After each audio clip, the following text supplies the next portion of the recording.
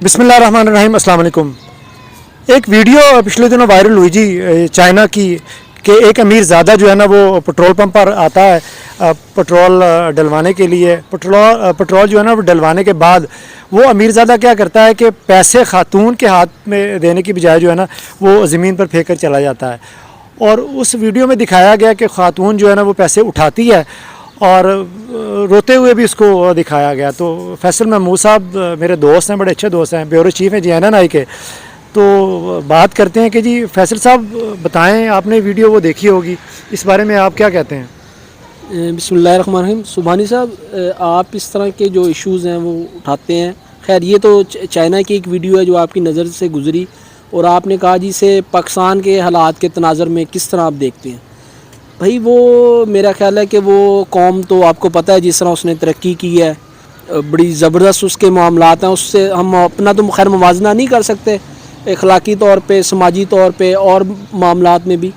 अच्छा, बात ये है कि देखें, वो ख़तून जब वो उसकी वीडियो वो वायरल होती है तो क्या होता है, सबसे बड़ी बात ये है कि वहाँ का जो पेट्रोल पंप मालकान है वो एक हतमी फ़ैसला करते हैं कि इस नंबर की गाड़ी, जिस गाड़ी में वो बंदा सवार था, उस गाड़ी के नंबर वाली गाड़ी को आइंदा कोई पेट्रोल पंप जो है वो पेट्रोल नहीं देगा। बिल्कुल, बड़ा अच्छा फैसला किया, बहुत अच्छा फैसला किया। ये मैं कहता हूँ कि जो सरमायादार है उनकी तरफ से इस तरह का फैसला, अगर आप कहें जी इन हालात को आप पाकिस्तान में रखें और कोई इस तरह मीरज़ादा है गाड़ी में अपना फिलिंग करवाए, अपनी पेट्रोल उसमें डलवाए और इस तरह पैसे फेंके और उस जो अमला उसकी तस्दीक करे और उसके बाद पेट्रोल पंप मालकान जो है वो आया उसको करेंगे कि उस गाड़ी को आइंदा पेट्रोल देने से इनकार कर देंगे, ऐसा हो सकता है? नहीं, ये तो नामुमकिन है पाकिस्तान में।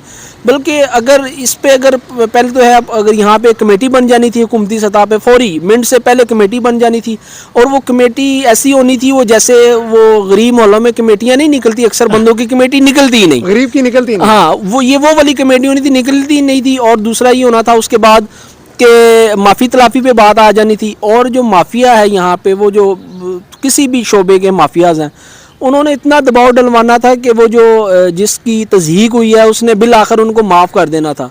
उसने माफ़ इस तनाज़र में नहीं करना था कि उसकी कोई तलाफ़ी कर दी, उसने इस तनाज़र में माफ़ करना था। उस पर इतना दबाव आ जाना था, उसके जो सरकारी लोग हैं, बाकी मामलात हैं, इतना दबाव आना था कि उसने खुद ही उसने हाथ जोड़ के खुद माफ़ी उनसे माफ़ी मांग लेनी थी कि भाईजान आप मुझे माफ़ कर दें, मैंने ये गलती होगी जो मेरी वीडियो जो वायरल हो गई है।